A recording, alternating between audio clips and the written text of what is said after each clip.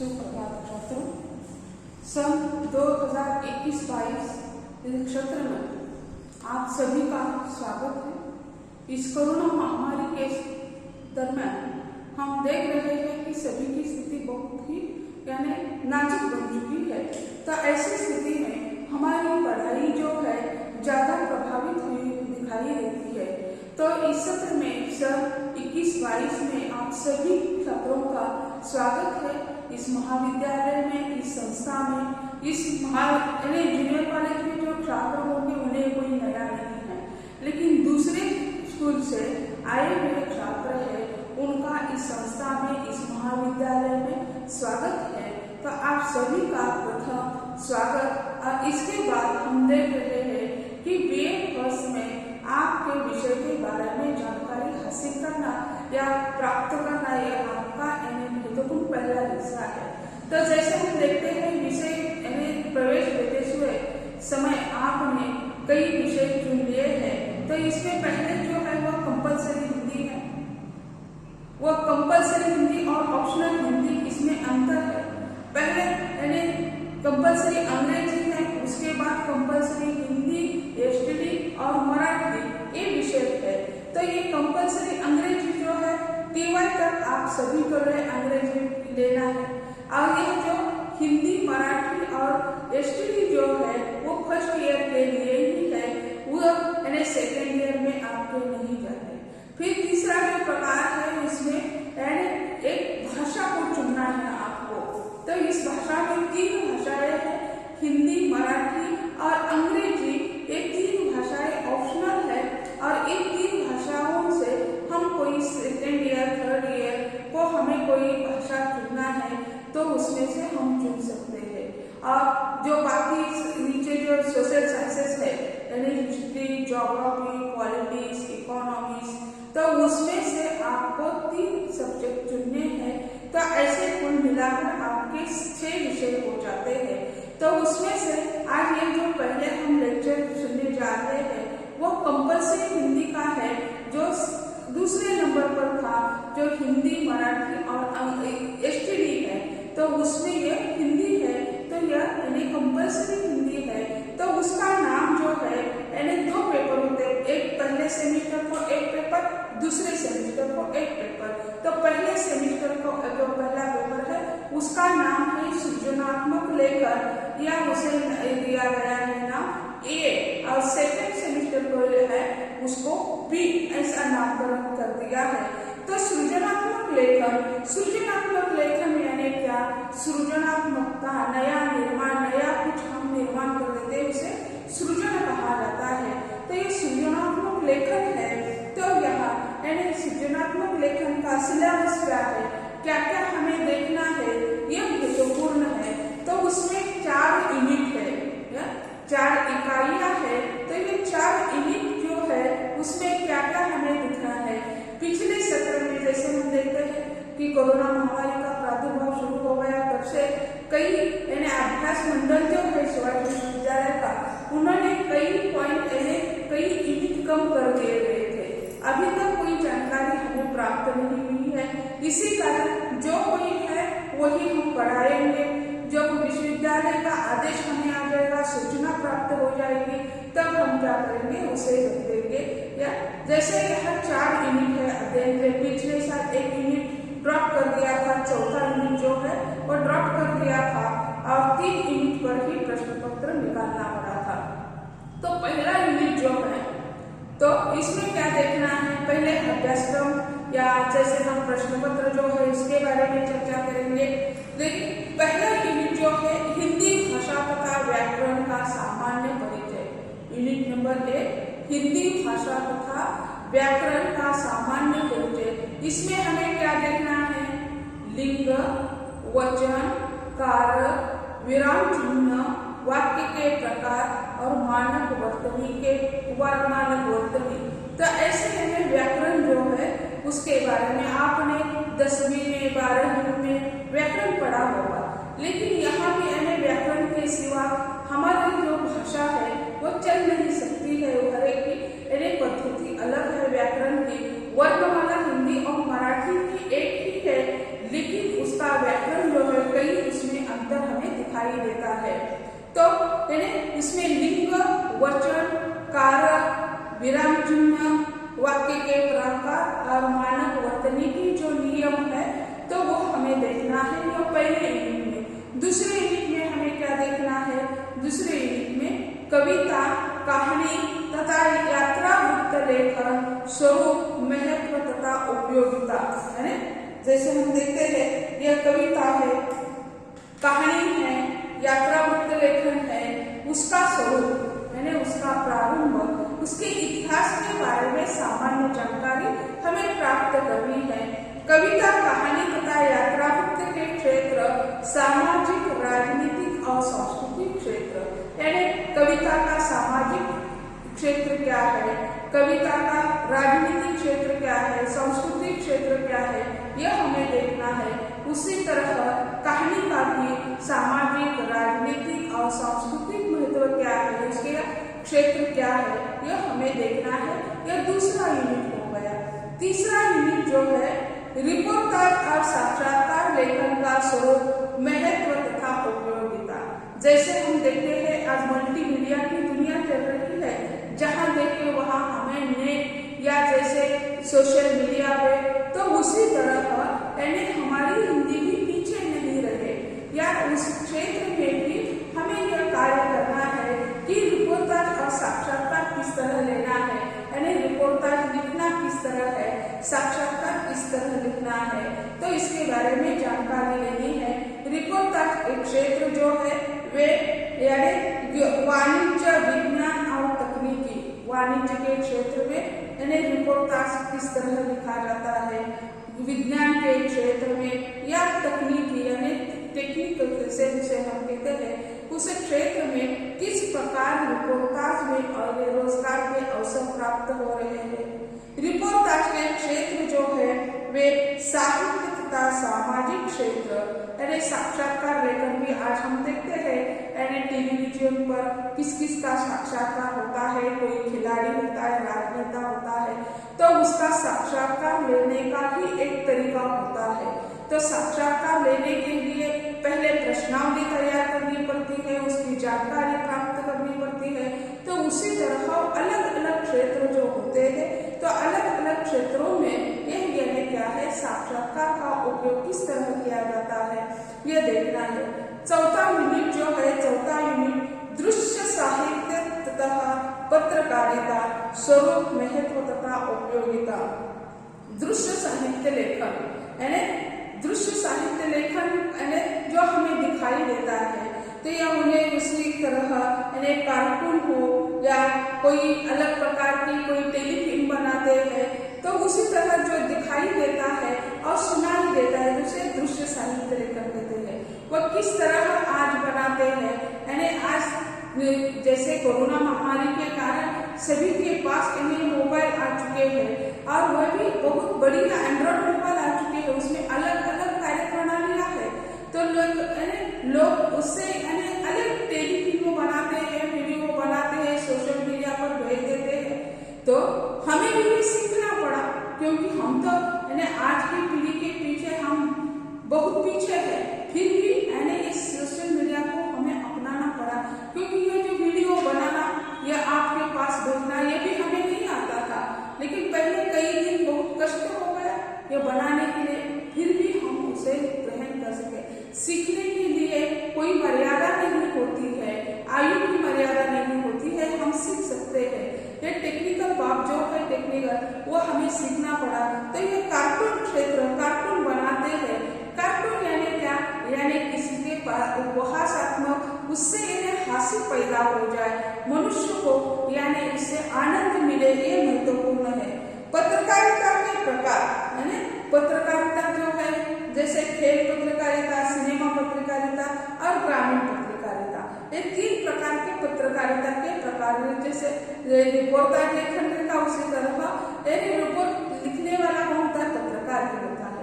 पत्रकारिता के प्रकार जो है, खेल पत्रकारिता, जैसे क्रिकेट के समालोचन हम देखते हैं, किस तरह समालोचना करते हैं और समालोचक की समालोचना करते करता है और पत्रकार जो है वो उस पर लिखता है अपनी वाणी में, अपनी कला के माध्यम से। लेखन एक कला है और वह लिखता रहता है। तो ऐसे पत्रकारिता में के प्रकार जो है खेल पत्रकारिता और सिनेमा पत्रकारिता। तो ऐसे यह क्या है, पत्रकार अभ्यासक्रम का प्रकार है, यानी अभ्यासक्रम इस प्रकार है। पहले जो है यानी प्रश्न पत्र का स्वरूप के बारे में आज हम चर्चा करेंगे। तो छात्र सोचेंगे अरे अब तो यानी कोरोना महामारी चल रही है, प्रश्न पत्र इस तरह मैडम जी बता रही है, क्या करना है। तो इसी कारण हम प्रश्न पत्र का स्वरूप जो पहले था, जो ऑफलाइन एग्जाम होती थी, तो उसी समय इस प्रकार का प्रश्न पत्र का स्वरूप था। समग्र पाठ्यक्रम का 10 बहुविकल्पी प्रश्न, पूरा पाठ्यक्रम जो है उस पर 10 बहुविकल्पी प्रश्न होते थे। 10 प्रश्न यानी जैसे आज आप एमसीक्यू प्रश्न पत्र के बारे में सोचते हैं, तो आप जैसे आपकी एग्जाम हो गई होगी तो वह एमसीक्यू की हो गई होगी या नहीं हो गई होगी, तो यानी जैसे कोरोना महामारी में ये सभी एमसीक्यू प्रश्न पत्रिका चल रही है। 25 प्रश्न होते हैं और 50 गुण की प्रश्न पत्रिका यानी आपकी परीक्षा होती है। तो आपको 2 सेमेस्टर होती है। पहले क्या आपको आदत है यानी 12वीं तक आप साल में एक बार एग्जाम दे सकते थे, लेकिन अब डिग्री कॉलेज में आपका प्रवेश हो चुका है, इसी कारण आपको यानी साल में 2 परीक्षा देनी है। तो वह गुण यानी दोनों सत्रों के मिलकर 100 ही होंगे, लेकिन पहली सत्र की परीक्षा 50 गुण की, दूसरे सत्र की परीक्षा 50 गुण की, कुल मिलाकर 100 गुण आपकी परीक्षा होती है। आप ग्रेजुएट होने तक आपको 6 सेमेस्टर देनी पड़ेगी और 6 सेमेस्टर आपके गुण मिलाकर आपको यानी वो डिग्री मिल जाएगी। तो यानी प्रथम सत्र जो है उसमें 50 गुण की यानी परीक्षा होगी और 50 गुण की सेकेंड सेमेस्टर में। तो दूसरा प्रश्न यहाँ होता था समग्र पाठ्यक्रम पर टिप्पणियां, यानी जो आपका 4 यूनिट है उस पर आपको यानी 3 टिप्पणियां लिखनी थी, यानी 3 दिए जाती थी, उसमें से 2 ही लिखनी है। उसके लिए 10 गुण है। पहले एमसीक्यू के लिए 10 गुण, दूसरे टिप्पणी के लिए 10 गुण। तीसरा जो प्रश्न होता था वह समग्र पाठ्यक्रम पर लघुत्तरी प्रश्न, यानी पूरा पाठ्यक्रम है उस पर लघुत्तरी शॉर्ट नोट जैसे होते हैं, तो 5 दी जाती थी और उसमें से आपको 3 लिखनी पड़ती थी। इसके लिए आपको 15 गुण दिए जाते थे, यानी 5 आपको प्रश्न दिए जाते थे शॉर्ट नोट के लिए और उसमें से आपको 3 लिखना पड़ता था। उसके लिए आपको 5 गुण मिलते थे, 15 गुण मिलते थे, हर एक के लिए 5 गुण। चौथा जो प्रश्न था वह है समग्र पाठ्यक्रम पर दीर्घोत्तरी प्रश्न। जो पाठ्यक्रम है उस पर दीर्घोत्तरी प्रश्न लिखना पड़ता था और वो प्रश्न आपको अ और ब ऐसे 2 विभाग होते थे। अ में 2 प्रश्न हो गए, ब में 2 प्रश्न हो गए। तो अ में से एक को आपको लिखना है, ब में से एक लिखना है। अ में से दोनों लिख दिए, ब को छोड़ दिया, तो आपको सिर्फ एक प्रश्न के जो गुण मिले होते हैं वो मिल जाएंगे, दोनों के गुण आपको नहीं मिल जाते हैं। तो ऐसा उसका स्वरूप था। लेकिन अब कोरोना की महामारी चल रही है, विश्वविद्यालय कैसा निर्णय ले लेगा ये तो आज तक हमें पता नहीं है, लेकिन जो है उसी को हमें अपनाना ही पड़ेगा। तो ऐसे जो छात्रों यानी हमारा जो अभ्यासक्रम है या हमारा जो पेपर है कंपल्सरी हिंदी का, तो उसका नाम है सृजनात्मक लेखन। सृजनात्मक लेखन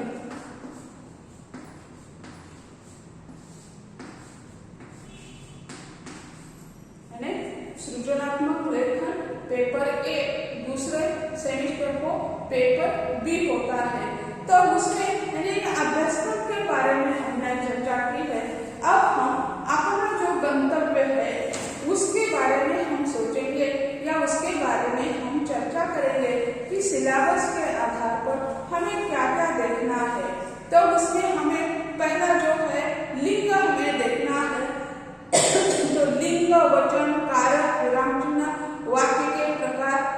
मानक वर्तनी। यह पहले यूनिट में है लिंग,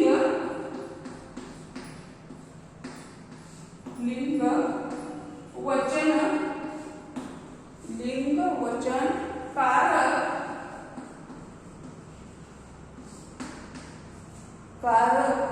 विराम चिन्ह,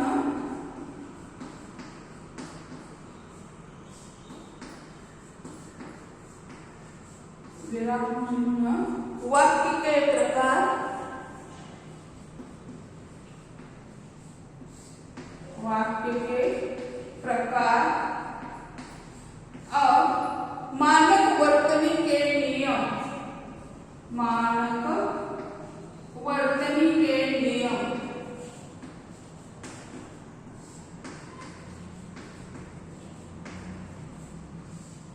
यह पहले यूनिट में हमें देखना है कि लिंग वचन कारक विराम चिन्ह वाक्य के प्रकार मानक वर्तनी के नियम।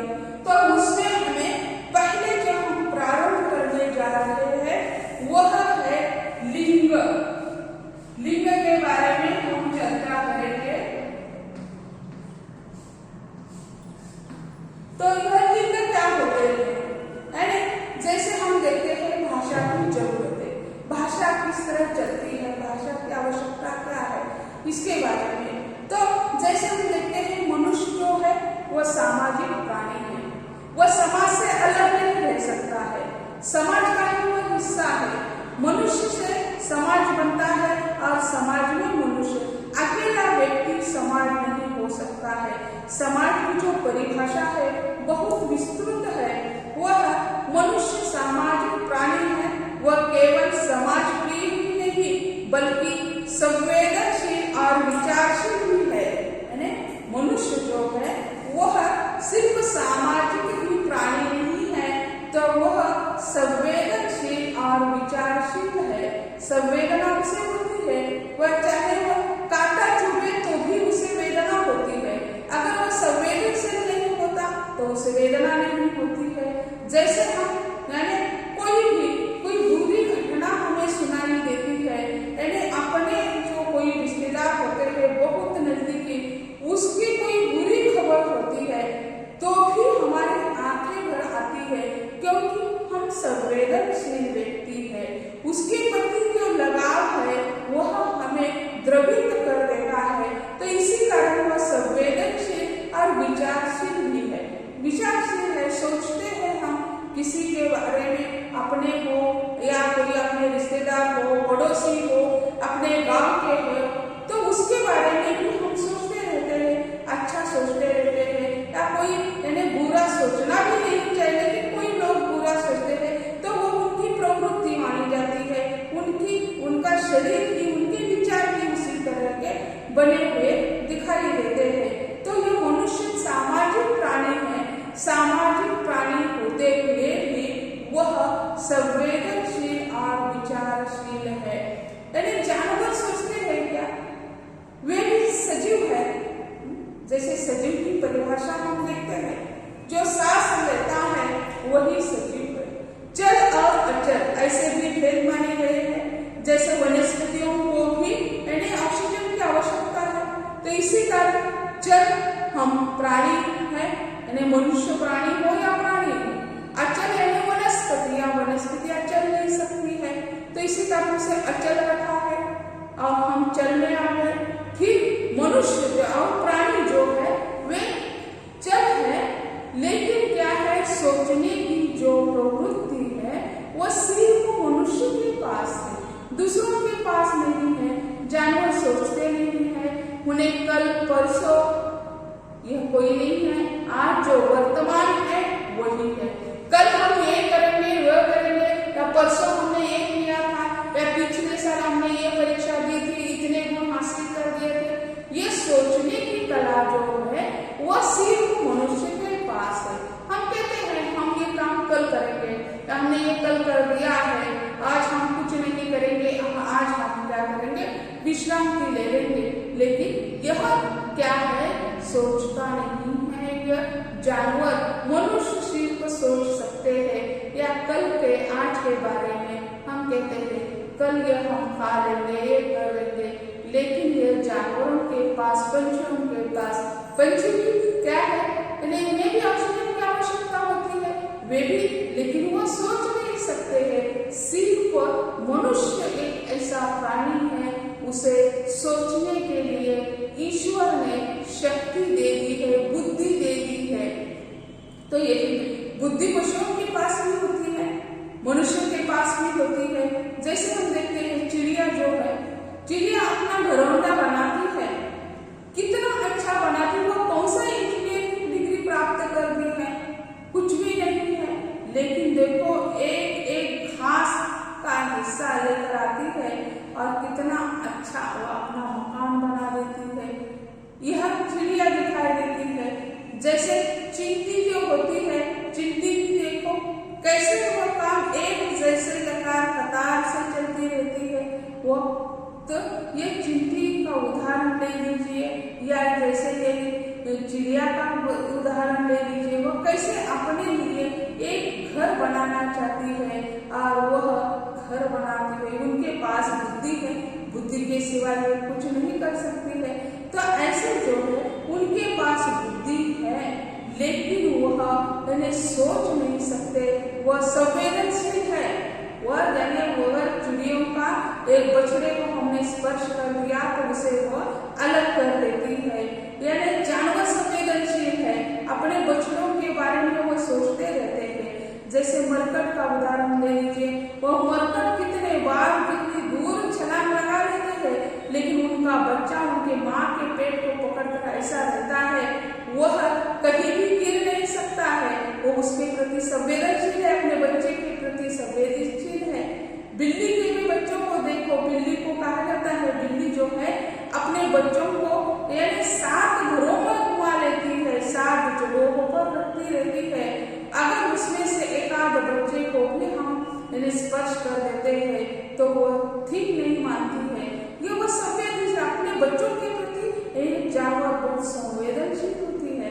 जैसे गाय अपने बच्चे को जन्म दे देती है तो वह उस बच्चे को यानी चाट कर साफ कर देती है। वो उसके प्रति होने वाली संवेदनशीलता है। वो दूध पीने में गाय का बछड़ा अपने माँ के पास चला जाता है तो उसी समय उनके पास यानी दूध निकल जाता है।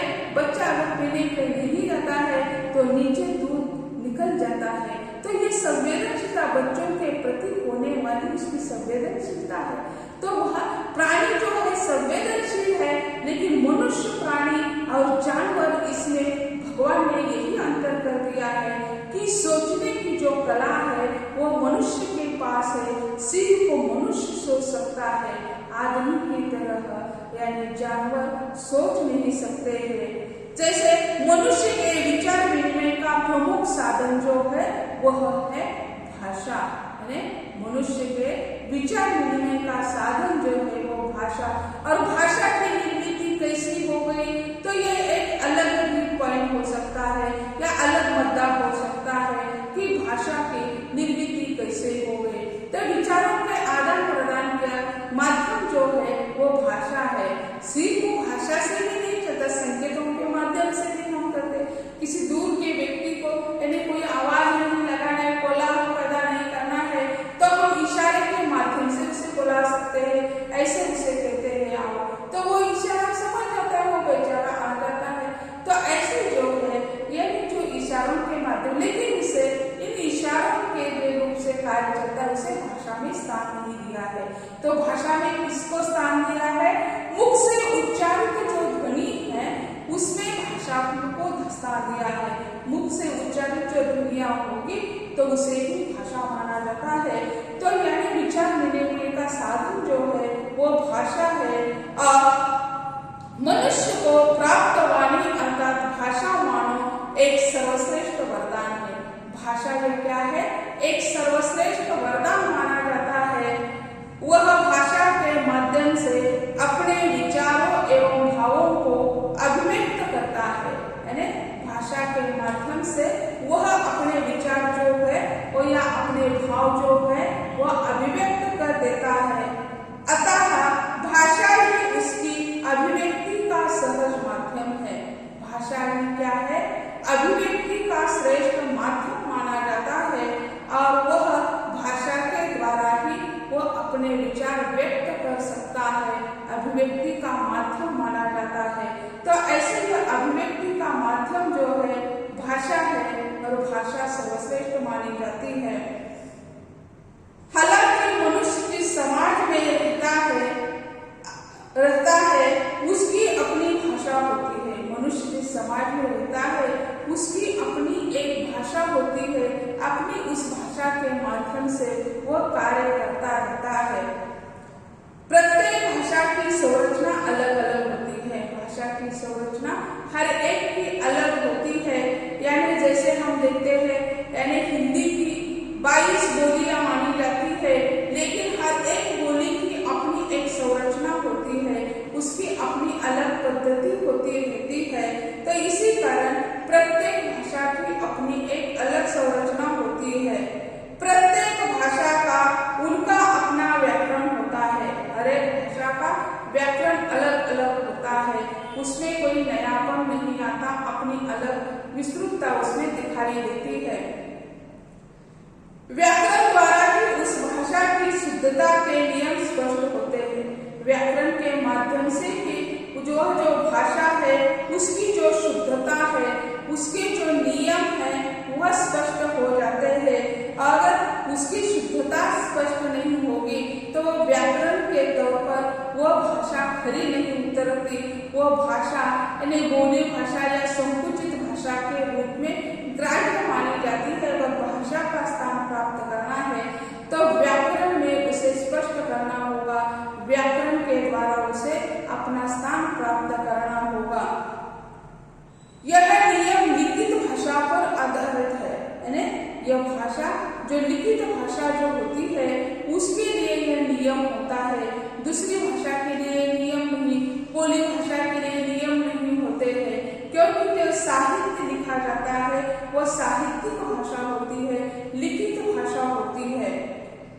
लिंग, वचन, कारक, विराम चिन्ह, वाक्य के प्रकार, मानव वर्तनी आदि व्याकरण के प्रमुख घटक है। जैसे हम ये व्याकरण का सामान्य परिचय देख रहे हैं, उसमें लिंग, वचन, कारक, विराम चिन्ह, वाक्य के प्रकार, मानव वर्तनी के नियम जो है वह व्याकरण के प्रमुख घटक माने जाते हैं। क्योंकि हर एक भाषा का एक अपना व्याकरण होता है और उस व्याकरण के आधार पर ही ये होता है। इस इकाई के अंतर्गत इन्हीं घटकों को हम अध्ययन करेंगे। यानी जैसे लिंग, वचन, कारक जो है यह जो नियम है तो यह प्रकार है, तो इस पहली जो इकाई है इसमें हम उसका अध्ययन कर लेंगे। इस इकाई के अंतर्गत क्रमशः लिंग, वचन, कारक, विराम चिन्ह, वाक्य के प्रकार, मानव वर्तनी के नियम आदि जानकारी हम प्राप्त करेंगे। जैसे लिंग, लिंग क्या है यह हमें देखना है। हिंदी भाषा में संज्ञा शब्दों के लिंग का प्रभाव उसके विशेषण तथा क्रियाओं पर पड़ता है। लिंग यानी क्या है यह पहले हमें जान लेना है। तो यानी भाषा के रूप में लिंग क्या है। अतः भाषा के शुद्ध प्रयोग के लिए संज्ञा शब्दों के लिंग ज्ञान का बोध होना आवश्यक होता है। यानी लिंग यह क्या शब्द है, यानी जैसे हम देखते हैं उसके बारे में अनेक भ्रांतियां होती है, लेकिन भाषा के स्तर पर उसका अर्थ क्या है यह हमें देखना है। लिंग का शाब्दिक अर्थ प्रतीक या चिन्ह अथवा निशान होता है। यानी जैसे हम देखते हैं कि यानी लिंग शब्द का शाब्दिक अर्थ क्या है, तो शाब्दिक अर्थ है यानी उसका निशान होता है। संज्ञाओं के जिस रूप से उसकी पुरुष जाति या स्त्री जाति का पता चलता है उसे ही लिंग कहा जाता है। यानी एक स्त्रीलिंगी और पुल्लिंगी, यानी स्त्री जाति को स्त्रीलिंगी कहते हैं, पुरुष जाति को पुल्लिंगी कहते हैं। तो ऐसे यानी वह जो जाति का पता चलता है तो उसे यानी लिंग कहा जाता है।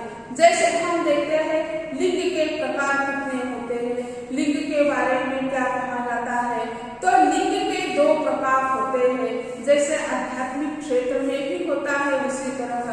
तो छात्रों आज हम यही